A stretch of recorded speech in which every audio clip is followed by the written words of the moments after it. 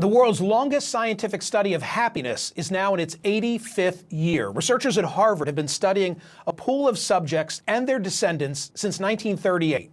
The objective? To unlock the age-old question of what makes a good life. Originally, there were 724 participants.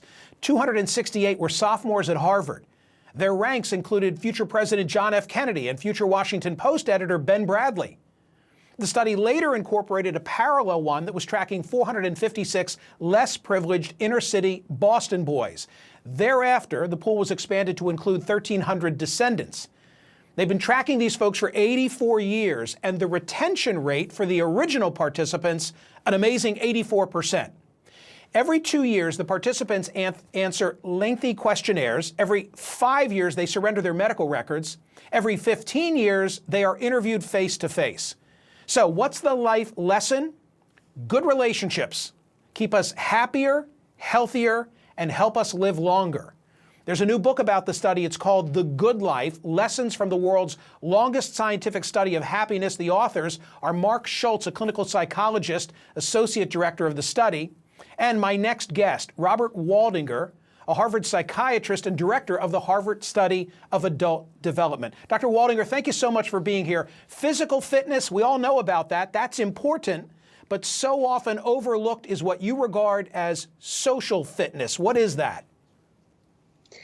It's the finding in our research that people who do the best, who are happiest and healthiest, maintain their relationships. They're active in keeping up their relationships, keeping contact with friends and family and community members. You say that the folks who at 50 are solid in their relationships are going to be the ones at age 80 who are both physically and mentally most sound. Is it too late? I mean, for some people watching right now who may be older, is it too late to follow your prescription?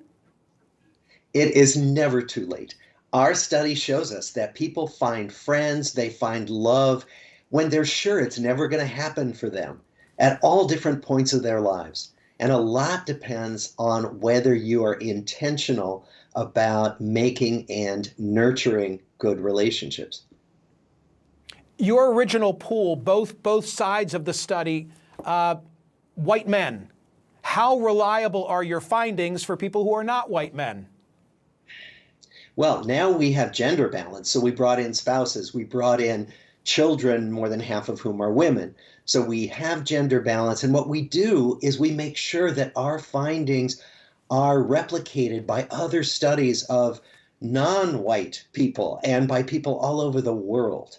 So we are confident that these findings are true for people of all backgrounds.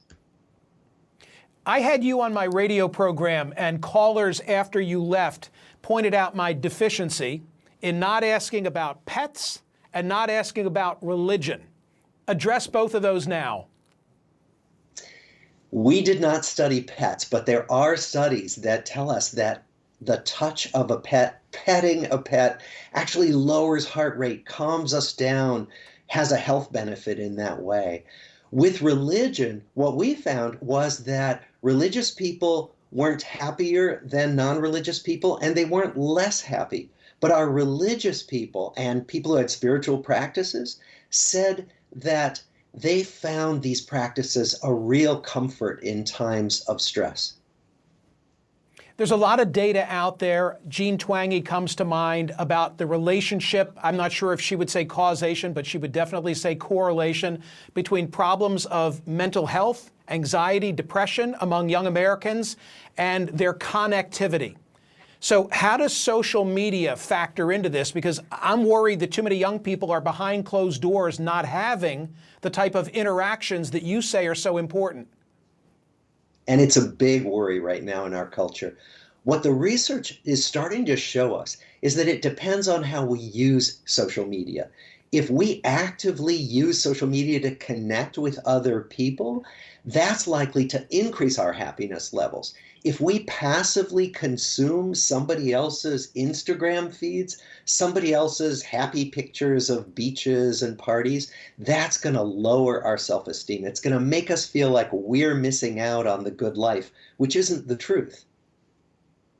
You know, time and again in the book, you would present parallel tracks, short bios of some of the folks who are in this control group, if that's the right way to say it.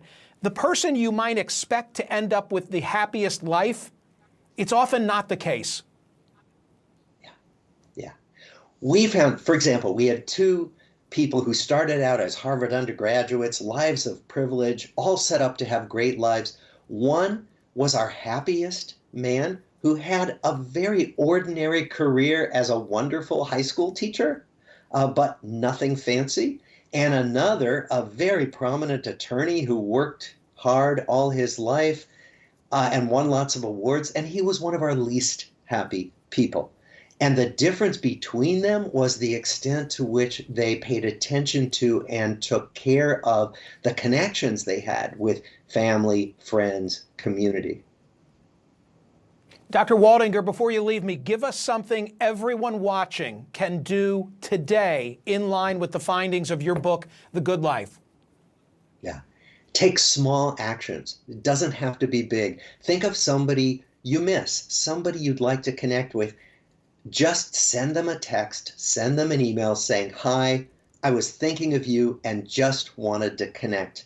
And if you do that regularly with the people in your life who you value, you'll be amazed at the positive emotion and the positive connection that comes back to you.